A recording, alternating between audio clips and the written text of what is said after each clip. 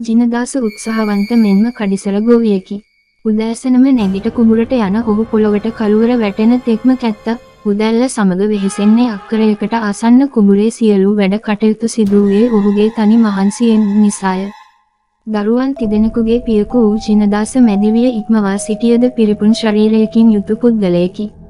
සමනලගිර පෙනෙන මානයේ ගමක පදිංචිව සිටි ඔහු අවාරයේදී වැටෙන වැසි සමගම ඇල අමුණු ප්‍රචණ්ඩ වන අයුරු පිළිබඳ හොඳින් දැන සිටියේය. තම ශ්‍රමය මෙන්ම තම ජීවිතය බඳු වූ කුඹුරුයාය රැවක ගැනීම මෙවන් වකවානුවකදී දැඩි වෙහෙසක් දැරිය යුතුය.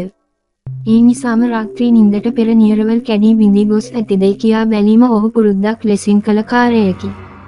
එදිනද ජිනදාස රාත්‍රී 9ට පමණ කෑලි 4 විදුලි පන්දමද ගෙන කුඹුර දෙසට ගමන් කරන්නට විය. සිහින් සිරිපොදයක් සමගම පැතිර තිබූ තරමක මිහිදුම පරිසරයේ ඇති කලේ গুপ্ত බවකි. පොහොය ආසන්නව පැවතියද වැහි වලාකුළු වසාගෙන සඳ කිරණ පොළොවට පතිත වූයේ මලානිකවය. ඔහු සෙමෙන් කුඹුර දෙසට ගමන් කරන්නට විය. විදුලි පන්දමක් අත තිබුණද එය දල්වාගෙන යෑමේ පුරුද්දක් ඔහුට නොවුනි. ඔහුට ඒ පාර ඊතරම්ම හොඳට හුරු පුරුදුය. නිවසේ සිට මීටර් 50ක් පමණ දුරින් කුඹුර පිහිටා ඇත. අඩිපාර නිමවනුයේ මිල්ල ගහ අසල ඒ දණ්ඩෙනි. ඒ දණ්ඩෙන් එගොඩවත්ම ලියදි දෙකකට පමණ එපිටින් මඩකර වතුර බැඳ ඇති කුඹුරේ නියර මත අඩි 2-3ක් උසට කළු පැහැති යමක් ඇති බව ඔහු ඈතටම දුටුවේය. වන සතෙක් විය යුතුයයි සිතූ ජිනදාස ඒ දණ්ඩ අසල නැවතී ශබ්ද නොකර මොහොතක් බලා සිටියේය. සිරිපුද අතරින් වේගයෙන් හමාගිය සුළං පහර කඳු අතර වැදීමෙන් මතු වූ গুপ্ত දෝංකාරයත් සමග ඈතින් ඇසෙන උළමෙකුගේ කෑ ගැසීම පරිසරයේ গুপ্ত බව තව තවත් වැඩි කළේය. මලානික සඳ කිරණින් නියර මත සිටින්නේ වන සතෙකු නොවන බව තේරුම් ගැනීමට ජිනදාසට වැඩි වේලාවක් ගත වූයේ නැත. ඒ මිනිස් රුවකට සමාන රුවකි. ඒ රුව නියරේ වාඩි වී යම් දෙයක් අත් දෙකින්ම අල්ලාගෙන කන බවක් ඔහුට තේරුණි. සුළු මොහොතක් ඒ දෙස බලාගෙන සිටි ජිනදාස විදුලි පන්දම දල්වා ඒ දෙසට එල්ල කළේය. විදුලි පන්දමේ ආලෝකය වැඩිමත් සමගම නියරේ වාඩි වී සිටි රුව නැගී සිටියේය. එසැනින් ජිනදාසගේ සරුවාංගයම සීතල වී ගියේය. ඒ ඔහු ජීවිත කාලයටම දුටු ව්‍යජනකම දසුන වූ නිසාය. අවලස්සන ශරීරයක් සහිත විකෘති වී ගිය මිනිසකු වැනි සත්වයෙකු ඔහු දෙස බලා සිටියේය. විදුලි පන්දමේ ආලෝකයට ඒ අද්භූත මිනිසාගේ ඇස් විශාල වී දිලිසෙන්නට විය.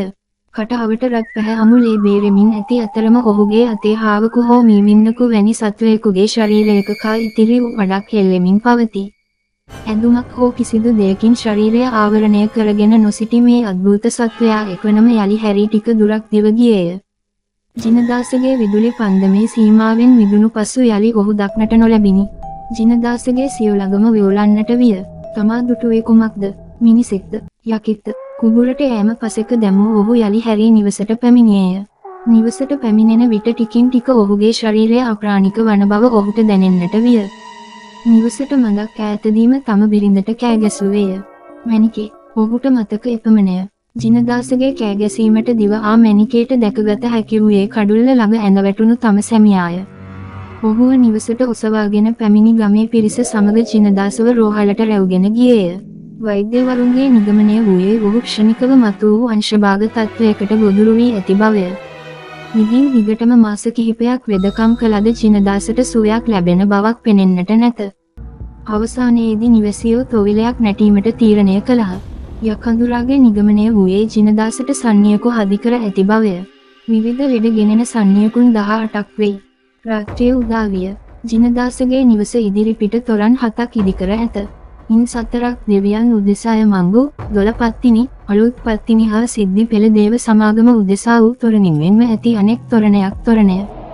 ප්‍රධාන කපු මහතා හා තවත් කිහිප දෙනෙකු ආතුරයා වූ ජිනදාසව ඔසවාගෙන පැමිණ තොරන්වලට එපිටින් එලා තිබූ ආතුර පන්දල ලෙස හඳුන්වන පැදුර තැබිය.